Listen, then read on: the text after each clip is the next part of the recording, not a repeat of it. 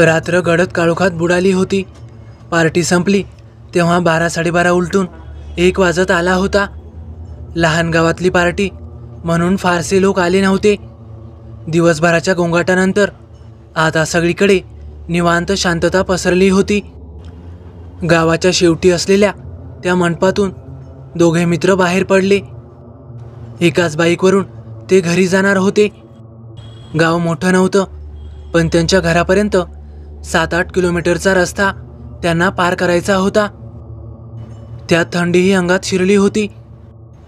रात्रीचा गार वारा झाडाझुडपातून घुसत होता। सुरुवातीला सगळं काही सुरळीत चाललं होतं। रस्ते निर्मनुष्य होते, फक्त वाऱ्याचा आवाज आणि कधीतरी कुत्र्याच्या भुंकण्याचा प्रतिध्वनी। दोघेही अर्धवट झोपेत होते। डोळे मिटले की अचानक जाग यायची।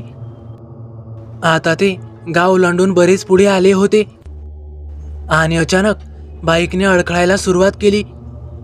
गाडी खाकरल्यासारखी थांबली।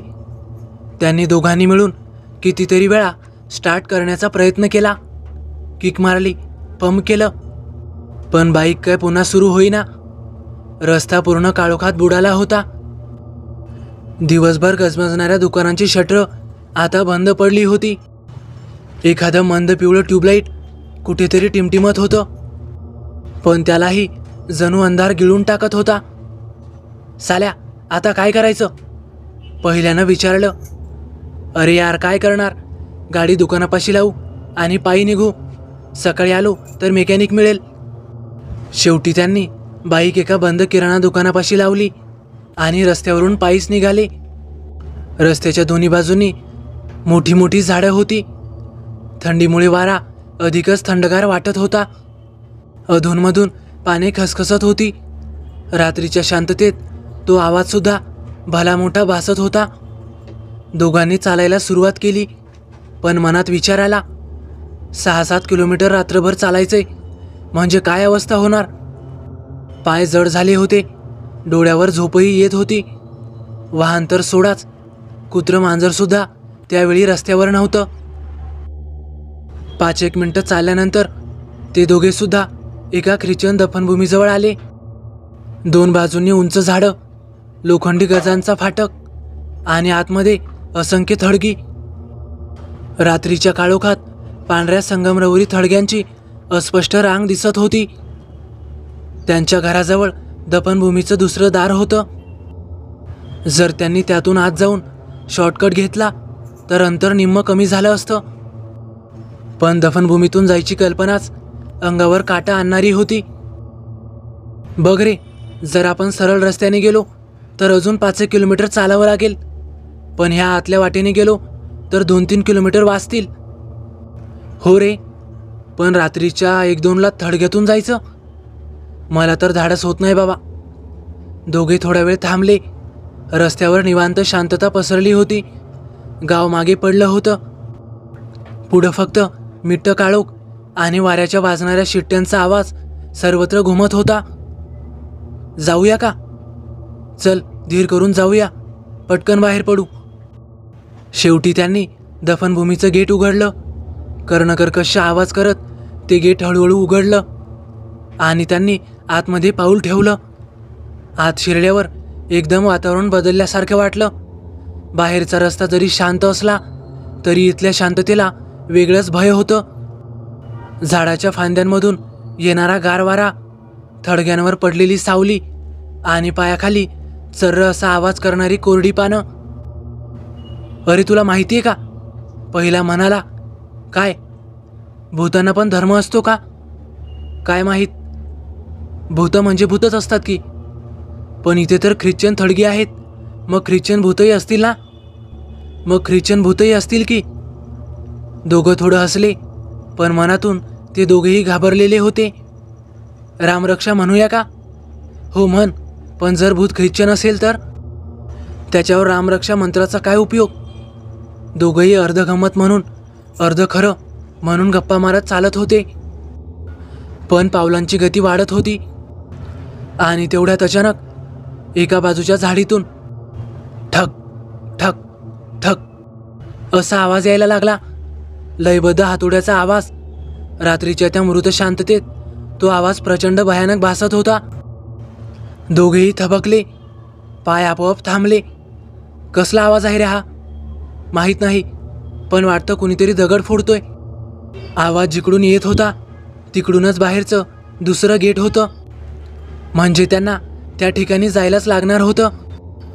दोघांनी रामरक्षा म्हणायला सुरुवात केली, पण मनातला विचार चावत होता, जर भूत ख्रिश्चन असेल तर आपली प्रार्थना वाया जाईल. आवाज आता अधिकच ठळक येऊ लागला. ठक ठक ठक. शेवटी त्यांनी धीर करून तिकडे पावलं टाकले. थोड्याच अंतरावर त्यांना दिसलं, एक माणूस दगडावर बसलेला होता. हातात छन्नी आणि हातोडा. तो एखादं थडगं कोरत असल्यासारखा दिसत होता. दोघांच्या अंगातून घाम फुटला. पण एक आश्वासक गोष्ट होती, त्यांना आता कुणीतरी जिवंत माणूस दिसला होता. त्यांनी थरथरत्या आवाजात विचारलं, काय बाबा, इतक्या रात्री काय काम करताय? दिवसा नाही का करायचं? आम्हाला वाटलं भूतच वावरतंय. किती घाबरलो आम्ही. तो माणूस शांतपणे हातोडा ठेवून वर बघत हसला. त्याच्या चेहऱ्यावर दिव्यांच्या मंद प्रकाशात सावल्यांचा खेळ चालू होता.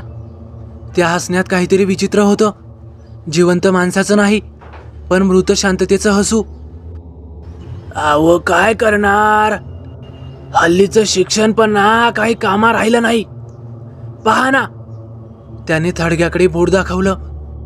माझ्या नावाचं स्पेलिंग चुकवलंय, म्हणून तेच मी दुरुस्त करतोय. दोघांच्या अंगावर सरसरून काटा आला. त्यांनी हातातली छन्नी परत उचलली आणि पुन्हा ठक ठक असा आवाज करत दगडावर मारू लागला. दोघे मित्र क्षणभर निशब्द झाले. त्यांच्या अंगावर काटा उभा राहिला, कारण थडग्यावर कोरलेलं नाव हे त्याचं स्वतःचंच होतं. पहिला मित्र थरथरत्या आवाजात म्हणाला, कस काय शक्य आहे? तुम्ही तर इथे बसलेले आहात, मग तुमचं थडगं कस काय? तो माणूस शांतपणे छन्नी मारत म्हणाला, अरे बाबा, मी तर मरणारच होतो, पण नशिबानं थोडं आधी झालं. आता नाव कोरलंय पण स्पेलिंग चुकलं, म्हणून स्वतःच दुरुस्त करायला आलो. त्याच्या बोलण्यातली सहजता जणू तो एखाद्या किराणा यादीतली चूक दुरुस्त करतोय. दोघांनी एकमेकांकडे पाहिलं. घशाला कोरड पडली. डोळ्यातलं धाडस हळूहळू कमी होऊ लागलं. आता त्यांना जाणवलं, सगळीकडे भयानक शांतता होती. वारा अजूनच थंड झाला होता. रातकिड्यांची किरकिर आता हळूहळू वाढू लागली. दूरवर कुठेतरी घुबड जोरात चित्कारत होतं. थडग्यांच्या रांगा पांढऱ्या सावल्यांसारख्या उभ्या होत्या. प्रत्येक थडग्यावर कोरलेली नावं, तारीख आणि काहींवर ठेवलेली जुनी कृत्रिम फुलं. अंधारात ती सगळी दृश्य आणखीनच भयानक वाटत होती. तो माणूस मात्र छन्नी मारत राहिला. आणि मग अचानक त्याने त्यांच्याकडे वळून विचारलं, तुम्ही कोणत्या गावचे? कुठं राहता? त्यांनी थरथरत उत्तर दिलं. त्यावर तो हलक्या आवाजात हसला. बरं झालं, तुमच्या घराजवळचं दार इथून आहे. माझं नाव नीट झालं की मग तुम्हाला सोडतो. दोघे मित्र अवाक झाले.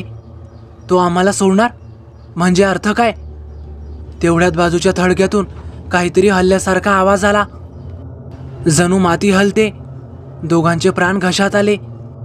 त्यांनी डोळे मोठे केले. त्या थडग्याच्या शेजारी काहीतरी सावली हलताना दिसली. तुला दिसलं का? हो, काहीतरी हललं. पण तो माणूस मात्र शांतपणे आपलं काम करत होता. अरे काही नाही, तुम्ही काळजी नका करू.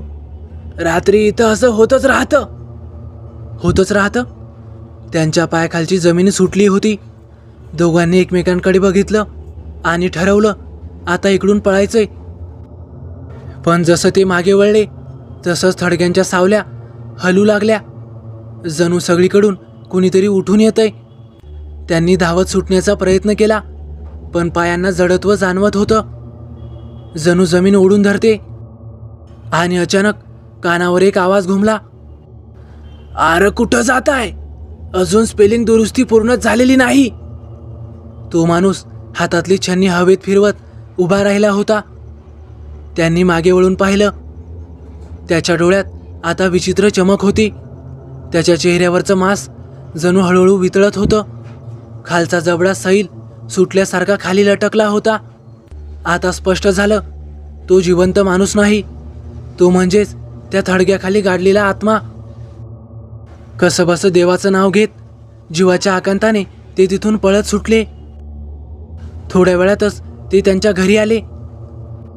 रात्रभर त्यांना झोपच लागली नाही. दुसऱ्या दिवशी त्यांनी तिथे जाऊन चौकशी केली असता त्यांना असं कळालं की ते थडगं एका इंग्लिशच्या मास्तरचं होतं. म्हणजे मेल्यावर सुद्धा त्याने त्याचं मास्तरत्व सोडलं नव्हतं. गंमतच आहे, नाही का? तर मित्रांनो, कशी वाटली तुम्हाला ही भयकथा? आवडल्यास नक्की लाईक करा, कमेंट करायला विसरू नका. आणि हो, आपल्या चॅनलला आतापर्यंत सबस्क्राईब केलं नसेल तर नक्कीच सबस्क्राईब करा आणि बाजूलाच येणाऱ्या बेल आयकॉनलाही दाबा, जेणेकरून भविष्यात येणारे व्हिडिओज मी आपल्यापर्यंत पोहोचवू शकेन. तर चला भेटूया पुढच्या व्हिडिओत. धन्यवाद.